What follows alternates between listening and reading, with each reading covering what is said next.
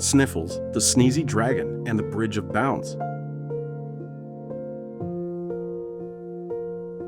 In the center of the world, which, according to most maps, is somewhere between Bumblebee Alley and Dandelion Drive, sprawled the ever-so-lively Springering Garden. The garden was a burst of bloom and bowing, a place where daffodils sang duets with tulips, bees juggled pollen, and daisies giggled in the breeze. But something was off. It had been spring for so long that even the grass started knitting tiny scarves just in case autumn ever decided to drop by. The star of this garden, besides the bluebottle who fancied himself an opera singer, was Sniffles, a baby dragon as green as a pickle and softer than dandelion fluff. Sniffles had a snout shaped like a playful spiral and eyes like two sparkly marbles, big enough to see a ladybug sneeze from a mile away. But alas, Sniffles bore a tragic ticklish trait. He was allergic to his own fire. One puff, one tiny spark, and he'd sneeze so ferociously that flower petals flew like confetti and butterflies did somersaults. Having dragonfire allergies is, as you can imagine, highly inconvenient, especially at birthday parties. Now, Springering Garden hadn't seen autumn's amber or winter's whiff of snow in ages, and Sniffles yearned for something new. He'd heard tales of crispy leaves and snowflakes that tap danced on noses. Sniffles clutched his favorite purple petunia and sighed, "Oh, Petunia, I just want to see the colors dance and maybe wear a woolly hat. It's just too springy around here." On the far side of the garden was the fabled Bridge of Bounds, a rickety span made of twigs and wishful thinking. It led, they said, to the weather wheel, a colossal contraption that could spin the seasons round and round. But the bridge was barely standing, groaning with every passing breeze, and rumored to be guarded by a very stern tomato. Enter Lady Splendid, a fearless warrior clad in shimmering armor made entirely of mismatched teaspoons. She looked tough enough to wrestle a cactus, but everyone knew she couldn't heal. Not bruises, not boo-boos, not broken bridge bits. She never managed to keep a bandage on straight. However, Lady Splendid was known for her unbeatable optimism and her ability to leap over large, philosophical hurdles. One day, Sniffles met Lady Splendid by the wibbly-wobbly bridge, staring thoughtfully at the weather wheel, which glimmered with all the colors of the year. "I say," Lady Splendid said, twirling a spoon, "would you care to help me cross this bridge and bring back all the seasons?" Sniffles' tail curled. "But my sneezes! I might blow us off the bridge." "Nonsense," Lady Splendid grinned. "We'll just have to be cleverer than a goose on roller skates." They tiptoed onto the bridge. It creaked and squeaked, threatening to break an interpretive dance at any moment.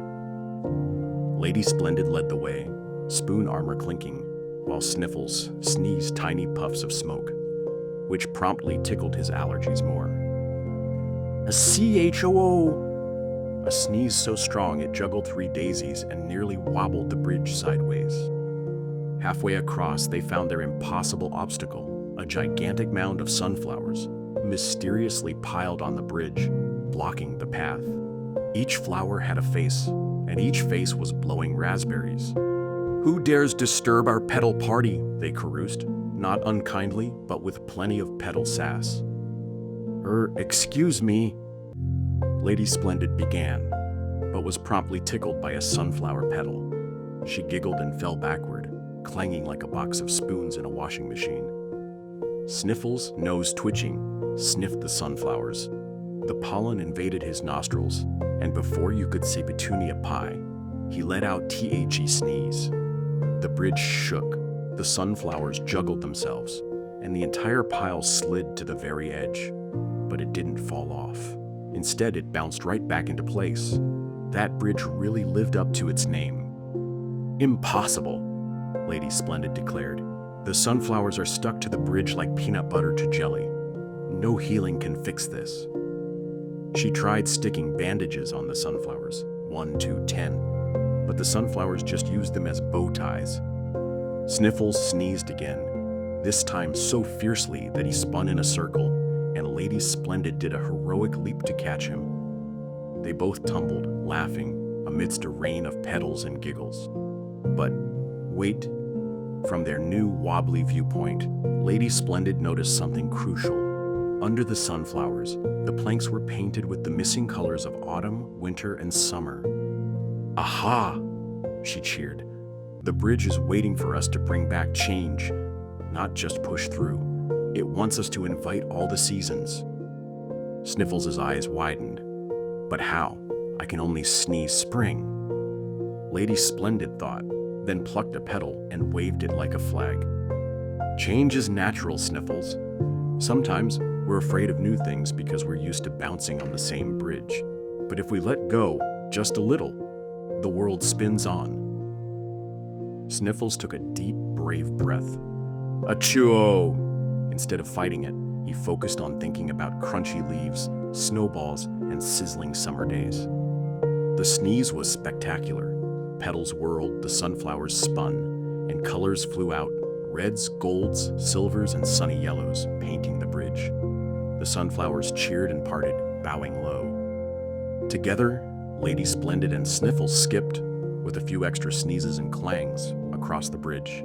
Sniffles spun the weather wheel with his tail.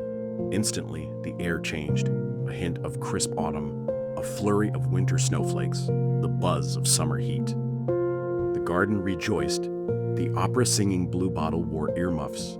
The daisies learned to dance the autumn leaf boogie. Best of all, Sniffles learned that sneezes can bring surprises and that every season has its moment in the sun or snow. The bridge of bounce was stronger than ever, holding up not just spring, but all the beautiful, changeable colors of the world. If you enjoyed this story, don't forget to like, subscribe, and click the bell so you don't miss new magical tales.